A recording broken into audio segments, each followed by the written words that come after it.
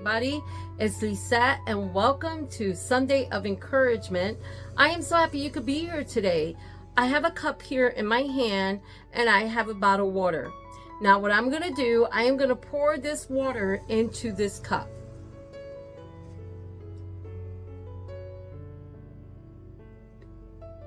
Okay, you saw me pour the water into the cup. Remember the story of the 3 little pigs? Okay, the first little pig went out and built himself a house of straw.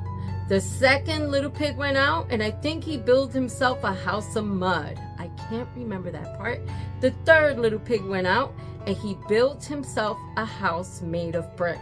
When the big bad wolf came, he blew the first little pig's house down. He blew the second little pig's house down. He was not able to blow the last little pig's house down. Why? Because he built him a house that was on solid foundation, and the house that the little pig built was made of brick. So now let's go on ahead and let's pour the water out. Are you ready? Okay. Where did it go?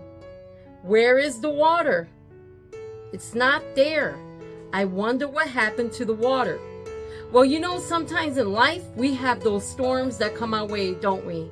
Whether it's sickness, whether it's problems, all different kind of things that come our way. Sometimes we feel like we're going to be tossed back and forth with the wind and with the trials that we go through.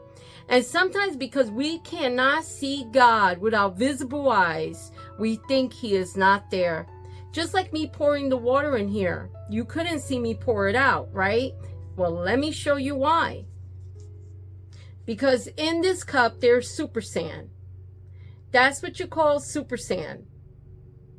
When you touch it, you pour water into the super sand. It has like a rubbery consistency, but the water is still there. It is the same with God. You may not be able to see him right there in the midst of your problems, but he is there. He will never leave you. He will never forsake you. He will always be there, even in the hard times, even in the times that we don't feel him. You know, I've been a Christian for many years. I had the high times when I'm up on a mountain, and I've had the valley times when I'm low in a valley, and when I'm struggling and I'm like, God, where are you? But I can tell you he has been there every step of the way through all my problems, and he is there for you. I want to leave you with a verse, and I got it from this book, Days of Praise. But as it is written, I have not seen, nor ear have heard, neither have entered into the heart of man the things which God hath prepared for them that love him. And that's 1 Corinthians 2:9. I have not seen or ear have heard the plans that God has for us. If you're going through trials and you're having a hard time, and you're like, God, where are you right now in my life? I don't know what to do, Lord. The first thing I would say is pray and call on his name. You see, if you reject God and you don't believe and you reject him and you're having all these problems, yet you want him to intervene, but yet you don't want to believe, you don't want to submit to him, that's going to be a huge problem for you.